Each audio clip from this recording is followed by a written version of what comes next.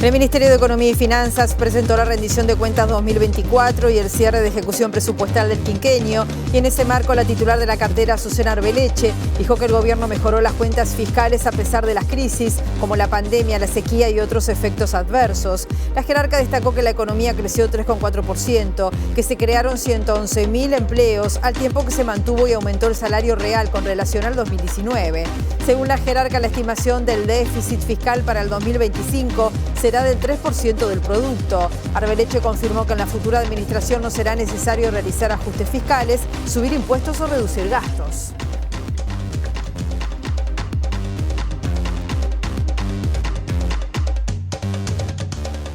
¿Qué tal? ¿Cómo están? Bienvenidas, bienvenidos a MBD Noticias. Comenzamos con información con 24 grados a esta hora en Montevideo. Un cielo nuboso tenemos ahora, cubierto. Anuncian precipitaciones y probables tormentas y una máxima por parte de Inumet de 26 grados.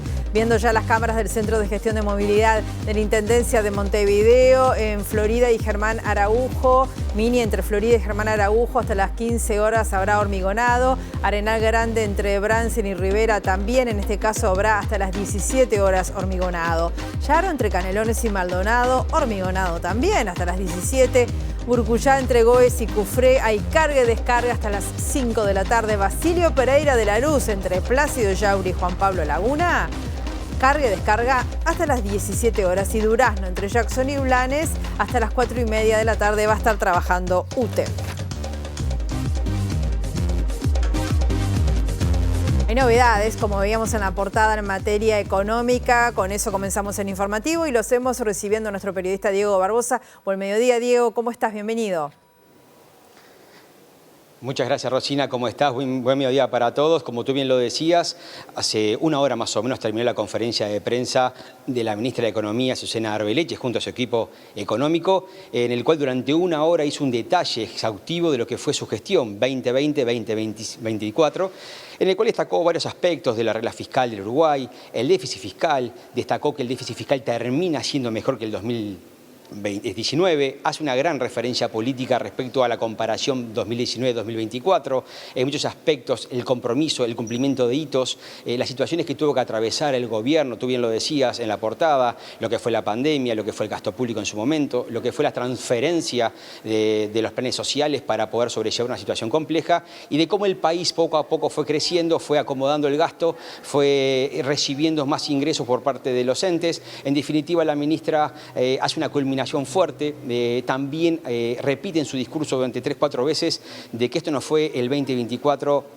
un carnaval electoral, en el entendido un contexto electoral donde se acostumbra a hacer un gasto excesivo en algunas cosas para tener un beneficio electoral. Esto lo quiso dejar claro políticamente. También la ministra Arbeleche hizo una referencia fuerte al cumplimiento del déficit fiscal. Dijo, lea como se lea este déficit fiscal, cualquier integrante de la población puede leerlo, es público, es de transparencia, está puesto en la página web del ministerio. No hay forma de demostrar que el déficit fiscal no fue un éxito para este gobierno y cumple así un hito.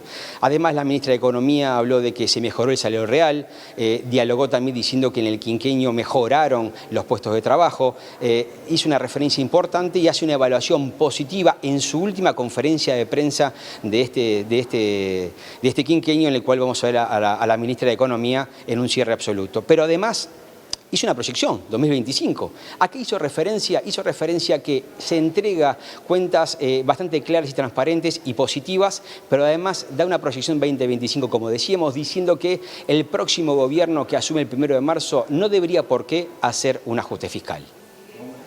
En síntesis, hemos cumplido con el compromiso de mejorar las cuentas fiscales a pesar de los shocks de la pandemia, de la sequía, de los cambios en precios relativos. Y hemos cumplido con el compromiso de mejorar las cuentas fiscales y, a su vez, bajamos los impuestos para los uruguayos. Hemos cumplido con dinamizar la economía. Hoy queda una economía creciendo al 3,4% a pesar de los shocks que se atravesaron en este quinquenio. Hemos cumplido en dejar una economía que está creando empleo. Se crearon 111.000 puestos de trabajo durante el quinquenio, si comparamos el 24 con el 19. Y en materia salarial, no solamente se cumplió con el compromiso de mantener el salario real, sino que a pesar de las crisis hemos aumentado el salario real cuando comparamos el 2024 con el 2019. Y todo esto no estuvo ajeno a llevar adelante un conjunto de reformas estructurales que lo que buscan es que el Uruguay crezca más para que los uruguayos estén mejor. La Asociación de Trabajadores de la Seguridad Social se movilizó este miércoles en el edificio del BPS tras la última sesión del directorio, reivindicando allí los derechos de beneficiarios y trabajadores del organismo. Denuncian importantes atrasos en los trámites jubilatorios ante la falta de personal y reclaman el ingreso de 1.500 funcionarios y funcionarias a nivel nacional para el llenado de vacantes que se han generado en los últimos 10 años. Señalan asimismo que la soberbia y la negación del directorio actual perjudicó al funcionariado. Para nosotros es el peor resultado que hemos tenido de gestión, sin que tenga nada que ver con lo político, porque hemos tenido gestiones de varios partidos políticos en la historia, por lo menos en los últimos 30 años, pero el resultado de esta última gestión ha sido el peor históricamente. Teniendo más de 10.000 expedientes de jubilatorios y de pensiones en archivo o trancados o demorados justamente por cambios en metodologías que no funcionaban para este tipo de sistema, para lo que es la previsión social. Fueron advertidos por el sindicato varias veces de que el sistema que cambiaba no funcionaba, porque es un sistema que lo único que hace es recibir trámites sin realizarlos en el momento, como se hacía antes. De repente un trámite que llevaba 10 minutos, el funcionario lo podía solucionar. Ahora sí o sí tiene que ir para lo que ellos llaman un back, donde tampoco hay funcionarios para llevar adelante ese trámite, y quizás ese trámite es visto por un segundo funcionario 70, 80 días después. Eso lleva a este resultado, que una persona que de repente podía jubilarse en un mes, 2 meses, tenga un año de atraso en su jubilación. Para nosotros es el peor resultado porque el resultado de esto es alejar a la población de sus derechos. Los asaltantes se van, los que desmantelaron la seguridad social. Se van con Don Cabrera, este directorio se va, con respeto y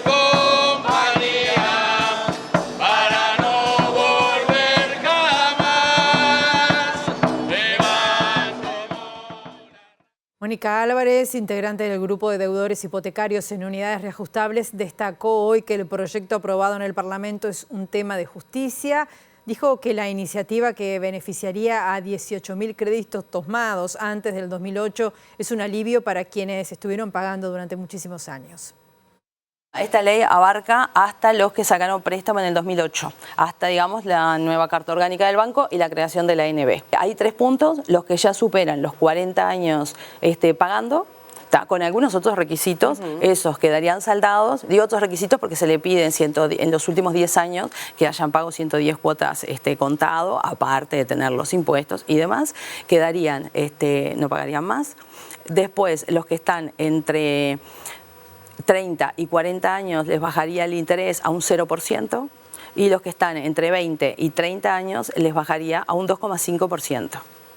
La cuota no varía porque te baja la cantidad de años. Para saber quiénes están comprendidos en la ley aprobada y en qué franja ingresan, se puede consultar en los locales de la Agencia Nacional de Vivienda en el país. Álvarez respondió sobre las críticas que desde el propio Banco Hipotecario del Uruguay realizaron a esta iniciativa. No era perdonar, era un tema de justicia, ¿no? Pasaban los años y tu deuda era la misma. Pasaron un montón de años y a veces debías lo mismo o más de lo que habías sacado en su momento en préstamo, sin haberte atrasado nunca. Para que se puedan acoger a la ley, los créditos originales deben tener un tope de $80.000, sin incluir rubros como seña, ahorro previo y pozo. El proyecto no fue votado por el Frente Amplio. El presidente electo Yamandu Orsi expresó preocupación por los efectos en el comercio internacional del proteccionismo impulsado por el presidente de Estados Unidos, Donald Trump. El futuro mandatario defendió la participación de Uruguay en las misiones de paz, pero aseguró que podría revisarse la permanencia en el Congo, donde en enero fue asesinado un soldado uruguayo. Hoy se está trabajando los dos ministerios, el Ministerio de Defensa con el que va a asumir, o sea, el que está y el que va a asumir, están trabajando muy cerca para ver los puntos de vista, y esto también es un tema diplomático porque Uruguay tiene una vocación que a nivel mundial nos pone en un lugar relevante, que es un país con vocación de paz. La misión de los cascos azules en ese lugar, como en todos los lugares, es garantía de la paz. Ahí, yo lo dije y lo vuelvo a decir, si no fuera por los cascos azules uruguayos, si no fuera por la cantidad de compatriotas que hay ahí, hoy sería bastante más dolorosa las consecuencias. ¿Por qué? Porque serían mucho más las muertes, porque los cascos azules a nivel mundial lo que ofrece es una especie de contención de los conflictos después que se firma una paz. Evidentemente esto se desbordó, evidentemente el Consejo de Seguridad de las Naciones Unidas tiene que tomar alguna decisión un poco más firme, y acá hay una línea que se viene trabajando desde hace años y que ha generado acuerdos políticos, incluso en el Parlamento, cuando se vota, que yo estoy de acuerdo que así sea. Uruguay tiene esa vocación y en el mundo nos ven con muy buenos ojos, y además está bueno que Uruguay tenga esa vocación y trabaje en pos de eso. Hay que analizar el caso concreto y hay que revisar el caso concreto del Congo, y eso requiere de trabajo fino y serio de Cancillería y del Ministerio de Defensa. ¿Le preocupan los anuncios de Trump vinculados a los aranceles del comercio exterior? Ya empezó a tomar algunas medidas concretas, no son solamente anuncios. A todo el mundo le preocupa que la economía se vuelva cada vez más rígida. El proteccionismo es algo que complica, y más a los países chicos como nosotros. Venga de donde venga. Lo que sí es cierto es que hay que sentarse a conversar, porque ya hemos visto señales que después negociando se logra revertir. Entonces hay que ser cuidadosos, estar muy atentos. Evidentemente, ninguna señal de restricción o de proteccionismo a Uruguay le viene bien, ninguna. Al revés, a Uruguay le sirve tener acceso a economías abiertas, evidentemente flexibilización en el Mercosur, todo lo que hemos hablado. Es un momento complejo donde la Organización Mundial del Comercio ya casi no existe, donde la ONU incluso está teniendo dificultades a nivel de varias de sus agencias. El gobierno electo designó a las autoridades de las Direcciones Generales de Educación Inicial, Primaria, Secundaria, Educación Técnico-Profesional y también del Consejo de Formación en Educación. Entre los nuevos nombres del equipo de gobierno de la enseñanza anunciados hay jerarcas de gobiernos anteriores y también docentes con experiencia sindical. La directora general de Educación Inicial y Primaria será la maestra Gabriela Salsamendi. La futura jerarca integra el Departamento de Evaluación de Aprendizajes del CODICEN de la ANEP y, según la diaria, se especializa en políticas educativas y de evaluación. La subdirectora será su colega Selva Pérez, quien se desempeñó como inspectora técnica hasta 2023 y renunció en medio de discrepancias con la transformación educativa impulsada por el actual gobierno. El director general de secundaria será el profesor de física Manuel Oroño, que en el pasado fue presidente de la Federación Nacional de Profesores de Enseñanza Secundaria, FENAPES. Además, la subdirectora será Sandra Peña, que entre otros cargos de carrera ocupó la dirección del Liceo Yaba de Montevideo. Al frente de la Dirección General de Educación Técnico Profesional, ex-UTU, estará Virginia Verderese, que fue directora de Planeamiento Educativo en ese organismo. Además, en la subdirección estará Wilson Neto, quien fue presidente del CODICEN de la ANEP en el gobierno pasado y antes presidente del ex Consejo de UTU. Además, el Consejo de Formación en Educación será presidido por el profesor de matemática Walter Fernández Val, quien integra el equipo del consejero docente Julián Mazzoni. Serán consejeras la socióloga y docente Laura Donja y la maestra y licenciada en educación Martina Bailón. Desde hace días se sabe que Pablo Cayani será presidente del CODICEN y que las dos restantes consejeras promovidas por el Poder Ejecutivo van a ser Elvia Pereira y Carolina Payas. Y en el marco de la presentación de las futuras autoridades de los organismos desconcentrados de la ANEP, Pablo Cayani, presidente del CODICEN designado, dijo que las clases se van a iniciar con normalidad dentro del actual esquema de transformación educativa. Dijo en un mensaje, emitió un mensaje de tranquilidad a los padres de los alumnos y alumnas y a los docentes que van a comenzar sus actividades el próximo 5 de marzo. Nosotros queremos llevar la tranquilidad a la población de que los gurises que se inscribieron para empezar a cursar ahora en unos días, se les va a respetar las propuestas a las cuales se inscribieron con sus reglas de juego. Los docentes que eligieron horas o grupos, se les va a respetar las propuestas en las cuales se eligieron horas y grupos.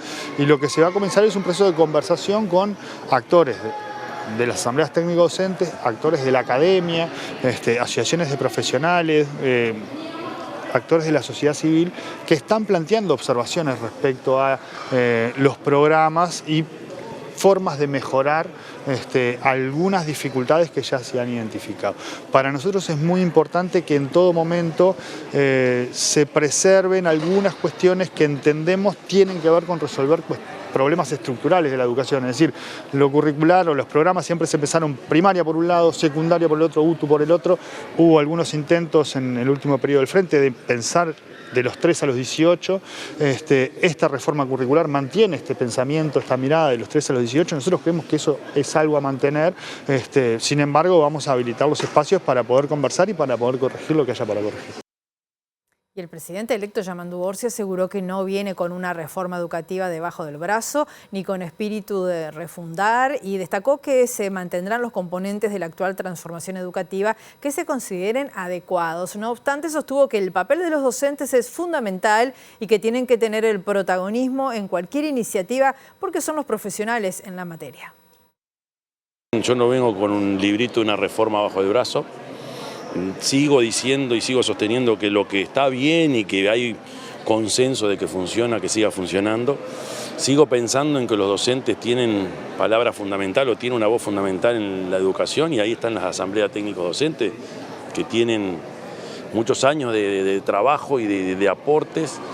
Pienso también que hay que ser muy creativos y que no podemos dormirnos porque el mundo no nos espera, pero como todo en la vida no es blanco y negro, sino que hay que tener la cabeza muy abierta, escuchar mucho y darle el protagonismo a quienes son los verdaderos profesionales en el asunto, que son los docentes.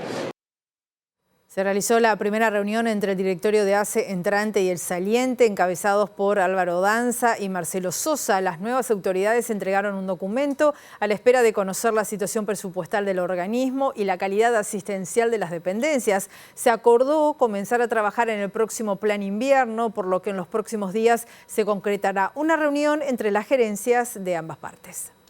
Se refiere a la situación presupuestal actual de ACE, cómo quedan las cuentas de ACE, digámoslo para expresarlo de una manera entendible, en relación al presupuesto 2024-2025, para tener una foto de en qué situación nos vamos a encontrar desde ese punto de vista. También preguntamos sobre el asunto de las presupuestaciones que han habido recientemente, número de cargos, características de los cargos, lugares donde se van a desempeñar dichos cargos y demás aspectos que son bastante importantes tener en cuenta al inicio.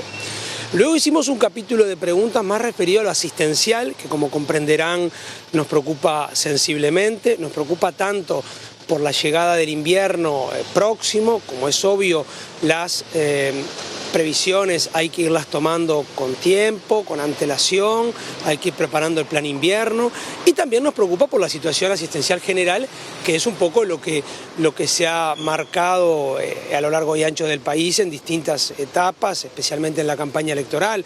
La situación de la salud mental, la situación de los niños, niñas y adolescentes, la situación de los medicamentos, las listas de espera. ¿El interior del país estuvo sobre la mesa? Estuvo sobre la mesa, por supuesto, hablamos un poco de cómo están las dependencias, tanto desde el punto de vista de recursos humanos como desde el punto de vista infraestructural.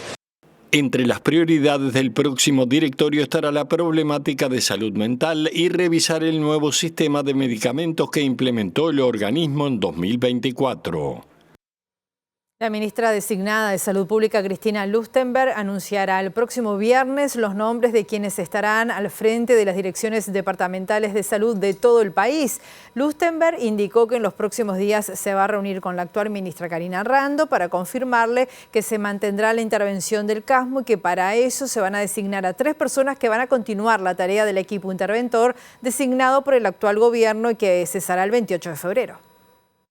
Nuestra prioridad que estamos trabajando son con la designación de quienes van a ser directores departamentales de salud. Para nosotros es una figura dentro del Ministerio de Salud Pública de mucha relevancia, porque quienes hacen la rectoría a nivel departamental, quienes son las figuras que lideran los equipos departamentales de salud. Entonces para nosotros ese es el siguiente paso. Lustenberg se refirió a la situación de la mutualista CASMU y adelantó que el gobierno entrante designará 3 nuevos interventores. Estamos trabajando en la búsqueda de interventores porque tomamos contacto con la ministra y su secretario que de los 3 interventores hay 2 ahora que están trabajando. Antes de nosotros tomar posesión del cargo, en esa transición tenemos que designar a los futuros interventores para darle continuidad a este seguimiento, en el cual estamos dándole mucho seguimiento a los indicadores asistenciales. Es un eje de la reunión que vamos a tener con la ministra y el subsecretario, la propuesta de los próximos interventores que estamos definiendo con el equipo del Ministerio de Economía entrante nuestro y nosotros desde este lugar. ¿Hasta cuándo se extendería? La intervención está prevista, como prevé ahora lo último que está votado, es hasta julio de este año. El Sindicato Único Nacional de la Construcción y Anexos, el SUNCA, emitió un comunicado a la opinión pública en respuesta a un planteo de la Asociación de Promotores Privados de la Construcción realizado al futuro ministro de Trabajo y Seguridad Social, Juan Castillo. Aníbal Durán, director ejecutivo de la asociación, planteó que se revea la decisión de los trabajadores de realizar paros nacionales cada vez que ocurre un accidente trágico en el sector. En ese marco, el SUNCA se expresó a través de una declaración rechazando la solicitud de los empresarios de no realizar paros nacionales cada vez que ocurre un accidente mortal en el sector. Desde el gremio se aclara que todas las muertes importan y muchas de ellas podrían ser evitables en el sector. Por otra parte, en el documento el sindicato enumera todas las acciones que se toman cada vez que se registra un siniestro trágico. El comunicado dice también que hay algunos representantes del empresariado uruguayo que aún añoran la década de los 90 sin consejos de salarios, sin libertades sindicales, con sindicatos con poca capacidad práctica de respuesta. El SUNCA señala que en esa época, durante los 10 años de los 90, teníamos un alto nivel de siniestros mortales y cientos de discapacitados, si bien destaca los avances en materia de seguridad durante los últimos años, pero hace énfasis en que la vida está primero. Por tal motivo, afirma el SUNCA, mientras que algunos parecieran estar más preocupados por las horas de producción que por denunciar el incumplimiento de las normativas, el gremio repudia profundamente que se le ponga precio a la vida de un trabajador, haciendo cálculos de almacenero de cuántas horas se pierden de producción. No aceptamos que se cuestionen nuestras medidas sindicales en favor de la vida, de pelear por el legítimo derecho de volver sanos y salvos a nuestros hogares. Llamamos a que se levante más la voz para con quienes tienen la responsabilidad de cumplir con las leyes, los decretos y las normas para que nunca más tengamos un siniestro mortal en nuestra industria, finaliza el comunicado. Hay una asamblea en curso de las y los trabajadores de Yasaki en Las Piedras. Allí está hace mucho rato nuestra periodista Juliana Perdomo. ¿Cómo estás, Juliana? Bienvenida, buen mediodía. ¿Cómo estás, Rosina? Buen mediodía para todos. Exactamente, acaba de finalizar la asamblea de los trabajadores de Yasaki aquí en la localidad de Las Piedras. En simultáneo también estaban reunidos en Colonia y se acaba de llegar a un preacuerdo, algo que ya se había conversado en la jornada de ayer en el Ministerio de Trabajo, y nos recibe Danilo Dárdano, el presidente de la Confederación de Sindicatos Industriales. Gracias por estos minutos. Bueno, ¿qué alcanza este preacuerdo para los trabajadores tanto de Las Piedras como de Colonia? Bien, buenos días para todos ustedes y para la audiencia.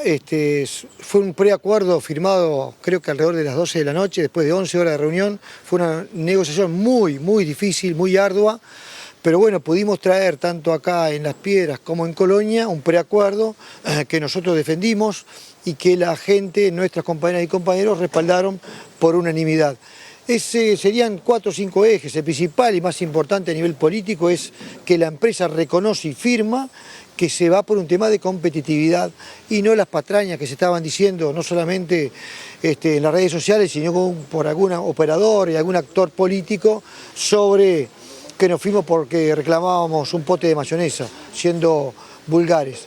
Entonces, eso es lo primero que nada, aclararlo. Segundo, la cuestión de trabajar en la formación profesional, con INEFOP, con las y los trabajadores, con el sindicato, con las intendencias, etcétera. O sea, todo un armado, un marco donde le permita a las y los trabajadores reinsertarse lo más rápido posible. También logramos un compromiso de revisar las liquidaciones y en el caso de que haya alguna diferencia en los criterios y por lo tanto los números, corregirlos, y por encima de eso una mejora económica en los IPD.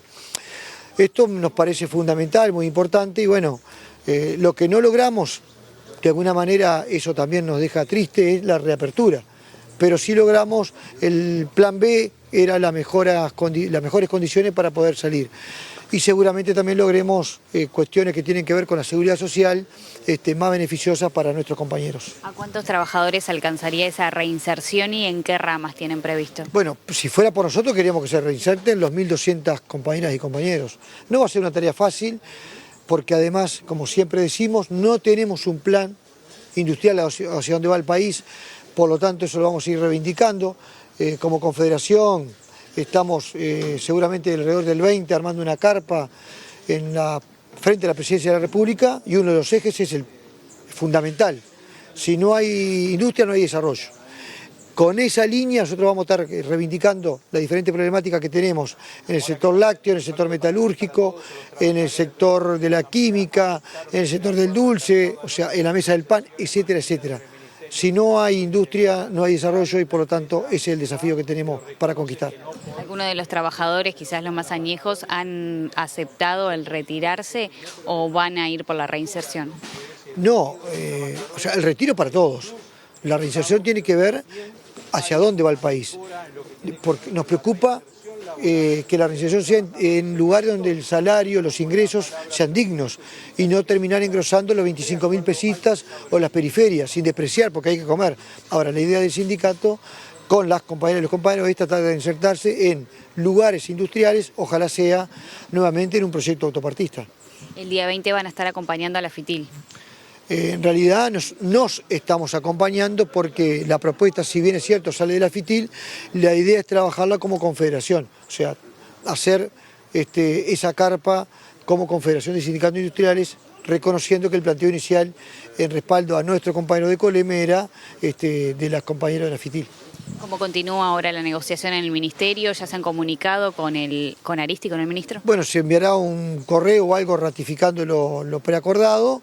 Y ahora arranca toda una cuestión, diríamos, formal, burocrática, de revisar las diferentes liquidaciones, ver el tema del seguro de desempleo, cuestiones que tienen que ver técnicas más que nada. Acá lo que se resolvió es el marco político, el acuerdo, el refrendar democráticamente como corresponde, y ahora en los próximos días las cuestiones concretas de evacuar dudas y bueno, transitar o comenzar a transitar ese largo proceso, que ojalá me equivoque yo y sea más corto, de reinserción en la fábrica, que es lo que queremos. No queremos estar en el seguro de desempleo, queremos laburar. Danilo, ¿cómo se han tomado las últimas declaraciones de las cámaras empresariales que hablan del conflicto laboral que se ha instalado? Bueno, nosotros realmente lo que queremos es, de alguna manera, no salir a responder continuamente, sino dejar de lado algunas cuestiones, como se lo dijimos cara a cara al presidente de la Cámara de Industria del Uruguay. Trabajemos en lo que nos une y dejemos las diferencias. Entonces, ¿dónde deberíamos trabajar en unidad? En un sistema de compras públicas, en qué planteo hacemos en la reinserción regional, en la formación profesional, en un plan de industrialización. En eso, en las cuestiones competitivas que, teniendo un salario digno, condiciones dignas, podamos tener una industria de nuevo tipo. En eso trabajemos, porque si no, vamos a terminar bajando la discusión al nivel del Zócalo y no queremos hacer eso, queremos elevar la discusión y los planteos. Muchísimas gracias. Gracias a ustedes, un saludo a la audiencia. Bueno, Rosina, allí la palabra de Danilo Dárdano, el presidente de la Confederación de Sindicatos Industriales. Les reitero, los trabajadores acaban de aceptar este preacuerdo con el Ministerio de Trabajo. De todas maneras, se van a estar movilizando el día 20 frente a Torre Ejecutiva, al igual que lo hará la FITIL. Segundo bloque de MBD Noticias, continuamos con información con 24 grados a esta hora aquí en Montevideo. La candidata a la Intendencia de Montevideo por la coalición republicana, Virginia Cáceres, se reunió ayer con el Comité Ejecutivo Departamental del Partido Colorado para comenzar a diseñar la estrategia electoral de cara a las elecciones de mayo. El énfasis de la candidatura pasa por la movilidad de la ciudad y la planificación urbanística. Nosotros tenemos un perfil propio y vamos a hacer nuestras propias propuestas. En ese sentido vamos a trabajar sobre algunos ejes temáticos que ya hemos delimitado con carácter general, que tienen que ver con la movilidad de la ciudad, que es un problema, es un aspecto que nos interesa muchísimo abordar, sobre todo porque, bueno, realmente la movilidad es un tema muy importante. ¿Qué mirada tenés sobre las bicisendas en particular? Yo planteo lo siguiente, para mí lo más importante de la ciudad y es el foco principal de nuestra propuesta es la planificación. Nosotros hace mucho tiempo que la ciudad de Montevideo no tiene una planificación urbanística que permita pensar la ciudad en términos de corto, mediano y largo plazo. Por lo tanto, lo primero que planteamos es eso, es volver a proyectar, como se hizo en otras épocas, a proyectar la ciudad que queremos y a pensarla y a soñarla para después empezar a ejecutarla. En ese sentido, yo no puedo decir que la bicisenda es buena o es mala en sí misma, porque creo que hay que analizarla en el conjunto. Hoy nos falta información. En principio, lo que uno puede ver de lo que ve sobre todo sobre 18 de julio, percepciones, que se usa poco, que no ha tenido el efecto que en principio parecería ser que era que se buscaba, que la gente utilizara más ese medio de transporte y no tanto los medios de transporte como los autos, los particulares o los públicos. Todo eso parecería ser que no se ha cumplido y sin embargo está allí como un objeto más que funciona dentro de este problema que tenemos dentro de la movilidad de 18 de julio. El candidato del Frente Amplio para Montevideo, Mario Vergara, dijo que entre las prioridades de su gobierno estarán el mejoramiento de la movilidad, la recolección de residuos también. En este sentido señaló que hay estudios preliminares que establecen la posibilidad de generar energía a partir de la basura. El foco y la prioridad está en la lógica de la recolección de residuos. La disposición final es un tema sustancial, obviamente. En principio hay que pensar proyectos de qué márgenes de ampliación puedan tener hoy las plantas de disposición final, el enterrado, qué proyectos alternativos puede haber, el de tener un espacio de generar energía con la basura. Hay algunos estudios preliminares en ese sentido que, a juzgar por el proyecto en sí mismo, puede llegar a ser demasiado costosa el kilowatt generado desde la basura comparado con las formas alternativas que tiene Uruguay de generación de energía, que son marginalmente, operacionalmente de costo bajo. Quizás no haya que medir un proyecto posible de ese tipo solo en la rentabilidad directa.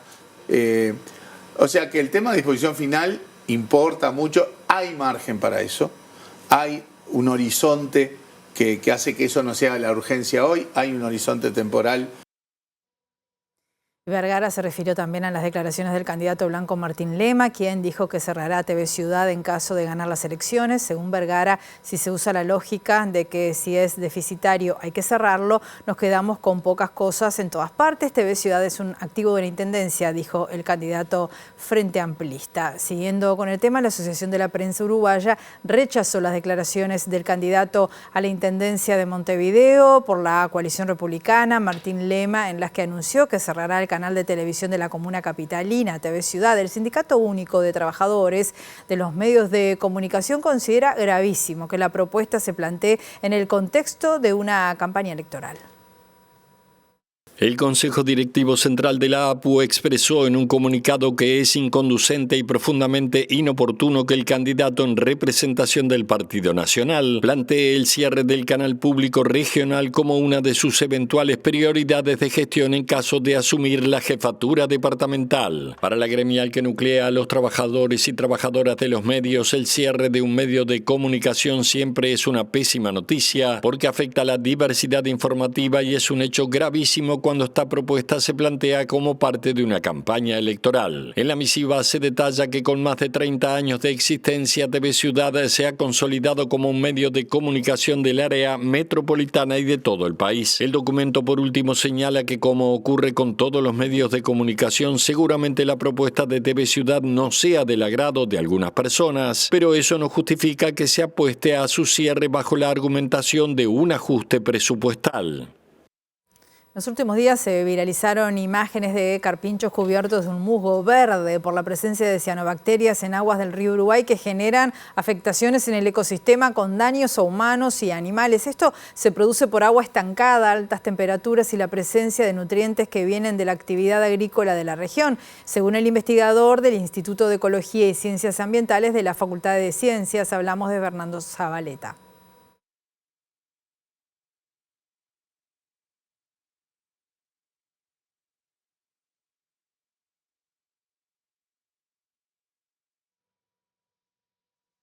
Problemita con el audio allá, vamos a compartir esta nota que es muy importante. La Universidad de la República, el Instituto de Regulación y Control del Cannabis y la Agencia Nacional de Investigación e Innovación firmaron un convenio para crear un fondo sectorial de investigación canábica. Los actores institucionales destacaron que es doblemente importante contar con un instrumento que financie la investigación desde el punto de vista del impacto en la sociedad, sobre todo en los jóvenes.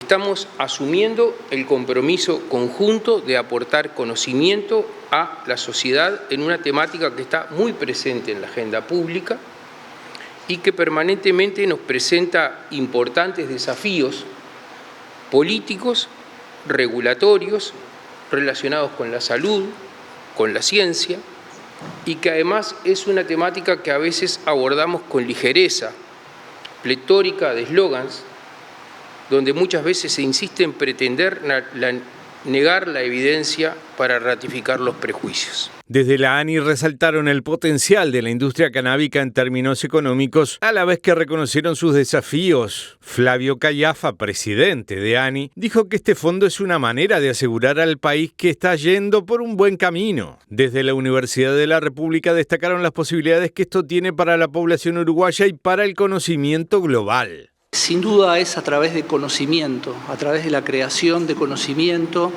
que este campo va a seguir avanzando. En esta ventana de oportunidad que tenemos como país, a través de las normativas que hemos ido construyendo a lo largo de los años y que generan precisamente eso.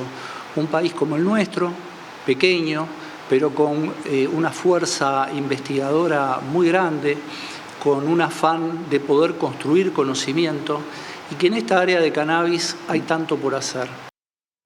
Desde el Comité de Investigaciones Canábicas de la UDELAR destacaron también que el propósito del fondo es reunir investigadores y también investigadoras de distintas procedencias para nutrir el campo de conocimiento. El objetivo es poder abarcar diferentes disciplinas. ¿Cómo ha cambiado el uso de derivados de cannabis luego de la regularización, ¿sí? Los patrones de uso, y ahí tenemos investigaciones más bien sociales. También tenemos investigaciones en la parte agronómica, o sea, las plantas. Una cosa es esos plantíos bien regulados, con aire, humedad y una cantidad de cuestiones reguladas que son los que hoy en día accedemos en farmacias, pero todavía sabemos que existen plantíos que no están dentro de la legalidad y hay consumidores de ese otro tipo de cannabis que están quizás sufriendo consecuencias que no podemos llegar a medir. Entonces estamos tratando de nuclear eso. Y ni que hablar en todo lo que tiene que ver con la parte terapéutica, ¿sí?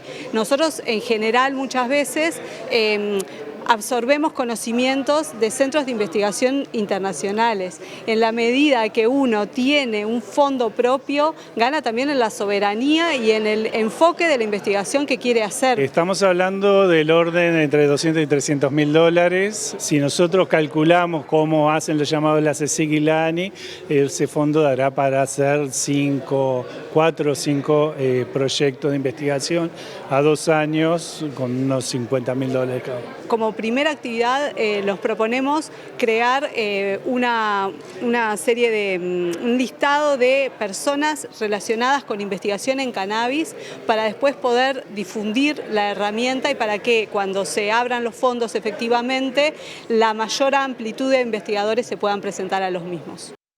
Último bloque de MVD Noticias. Continuamos con información. Les contábamos en el bloque anterior que en los últimos días se viralizaron imágenes de carpinchos cubiertos de un musgo verde por la presencia de cianobacterias en aguas del río Uruguay que están generando afectaciones en el ecosistema con daños a humanos y animales. Esto se produce por agua estancada, las temperaturas altísimas, la presencia de nutrientes que vienen de la actividad agrícola de la región. Lo contó a MVD Noticias el investigador del Instituto de Ecología y Ciencias Ambientales de la Facultad de Ciencias, Fernando Zabaleta.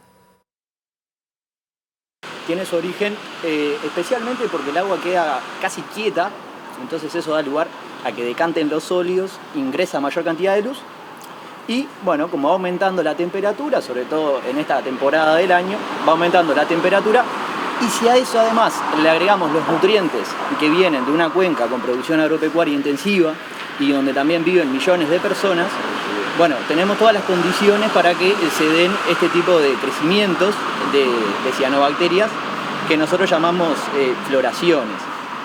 Y bueno, ahora se hizo viral porque aparecieron los videos de los carpinchos, pero es una situación que nosotros venimos reportando desde hace unos años, específicamente relacionado a lo que es la Cuenca del Plata. Recordemos que estos embalses, tanto Salto Grande como el embalse de Palmar, se encuentran en la Cuenca del Plata y que sus aguas vierten hacia las costas de Uruguay, sobre todo de Colonia, San José, Montevideo. ¿Qué afectaciones genera esto en el ecosistema? Ni que hablar que esto afecta a estos animales que estaban ingresando. Bueno, son varias las afectaciones que tiene. Por un lado tenemos a nivel de la salud de los animales y también tenemos a nivel de salud de la población. La Fundación Pérez Scremini informó que en Uruguay mueren más niños, niñas y adolescentes por cáncer que por cualquier otra enfermedad, pese a que el país alcanzó cifras de curación que superan el 80%. Estos datos se difundieron durante la conmemoración del Día Internacional del Cáncer Infantil. El oncólogo Luis Alberto Castillo, integrante del equipo de dirección de la Fundación Pérez Scremini, destaca que en Uruguay, como en los países desarrollados, se curan más de 8 de cada 10 niños, niñas y adolescentes. Destacó que actualmente se trabaja en la rehabilitación desde el momento en que se diagnostica el cáncer. Los niños, y más que nada los niños, necesitan del juego, necesitan de compartir con otros niños, compartir con la sociedad, y la rehabilitación tiene que comenzar sabiendo más aún que tienen casi 8 de 10 niños se curan, la rehabilitación tiene que comenzar el día 1. Entonces, desde el día 1 se comienza actividades educativas y actividad física, cuando antes teníamos a los chicos prácticamente postrados 1 mes, 2 meses, 6 meses. Hoy, desde el primer día, ya empiezan a hacer actividades. Cristian es padre de una niña que fue diagnosticada de cáncer y cuenta cómo vivió el largo proceso desde que recibió la noticia. Necesitas el apoyo de tu familia, de amigos, gente, lo recibí, la verdad, eso es parte del proceso, ¿no? Y te cambia la vida, tenerle miedo a decir la enfermedad, tenés miedo muchos por qué, te cuestionás, pero bueno, gracias a este grupo humano y a esta institución podés salir adelante. Estás en una cama, pero que podés jugar.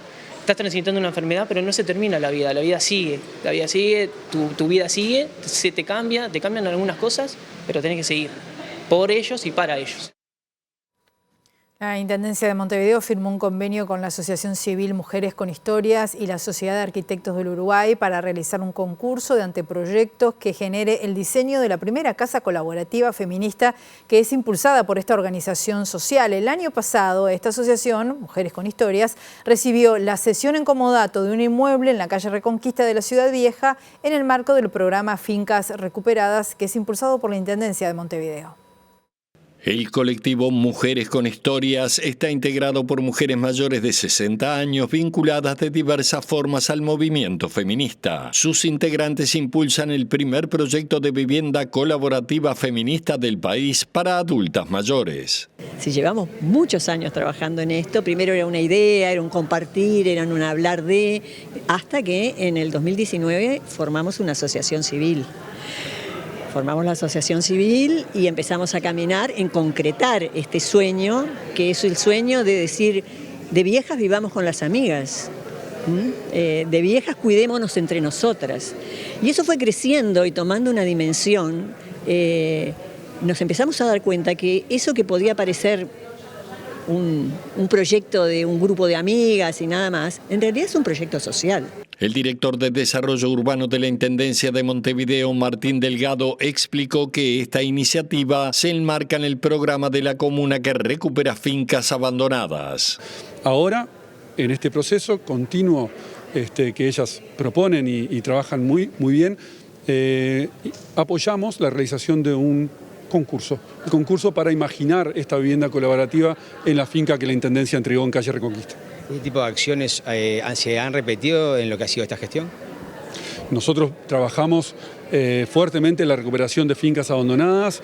La ciudad no se puede permitir tener fincas que no estén siendo habitadas, y sobre todo en la Ciudad Vieja, donde ya tenemos tradición y este es otro ejemplo más de una finca que va a tener nueva vida para que el barrio reciba a esta comunidad de mujeres que están imaginando una nueva forma de vivir la vejez.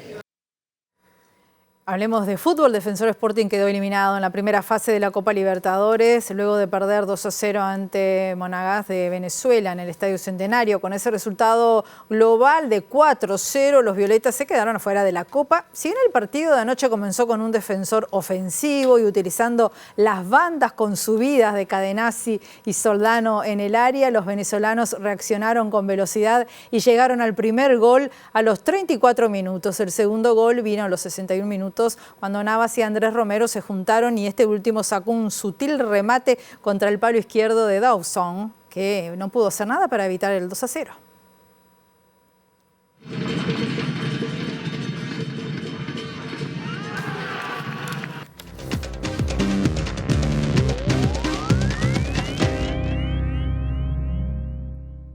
El gobierno argentino acusó de terrorismo a los presuntos responsables de los incendios que desde diciembre pasado están afectando a la Patagonia y que ya afectaron a más de 37.000 hectáreas en 3 provincias del sur del país. El jefe de gabinete, Guillermo Francos, responsabilizó directamente a sectores radicales de las comunidades mapuches.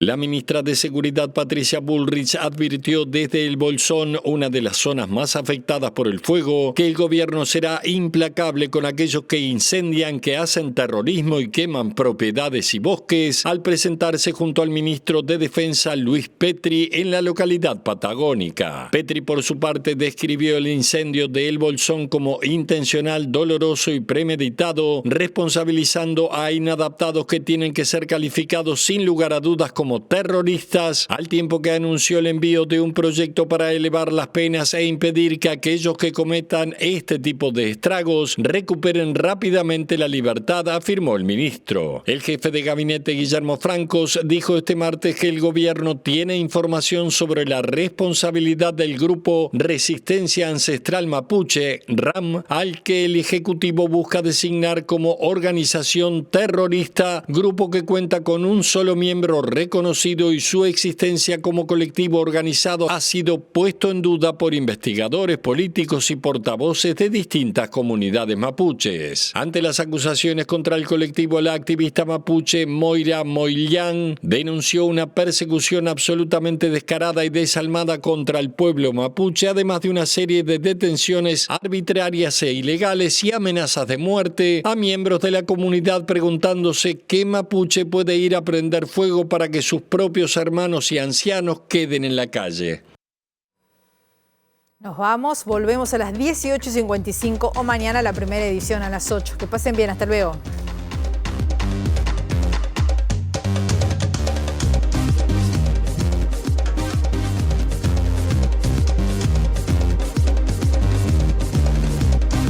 Multinacional Yazaki aprobaron en asambleas en las plantas de Colonia y Las Piedras el preacuerdo firmado con el Ministerio de Trabajo para mejorar las condiciones de los despidos de los 1.200 trabajadores de la empresa. Los trabajadores del BPS se movilizaron este miércoles tras la última sesión del directorio, denunciando importantes atrasos en los trámites jubilatorios y reclamando el ingreso de 1.500 funcionarios a nivel nacional. El gobierno electo designó a las autoridades de educación inicial y primaria, de secundaria, de educación técnico-profesional y de formación en educación. Manuel Oroño, expresidente de la FENAPES, será el director general de secundaria y Virginia Verderese estará al frente de UTU junto con Wilson Neto. El presidente electo Yamandu Orsi aseguró que no viene con una reforma educativa debajo del brazo ni con espíritu refundacional y destacó que se mantendrán los componentes de la actual transformación educativa que se consideren adecuados. La ministra de Salud Pública designada, Cristina Lustenberg, informó en diálogo con la prensa que se definirán nuevos interventores para el CASMU. Defensor Sporting quedó eliminado en la primera fase de la Copa Libertadores luego de perder 2-0 ante Monagas de Venezuela en el Estadio Centenario. El gobierno presentó la rendición de cuentas 2024 y la estimación del déficit fiscal para 2025, que será del 3% del producto. La ministra Azucena Arbeleche anunció que en la próxima administración no será necesario realizar ajustes fiscales, subir impuestos o reducir gastos.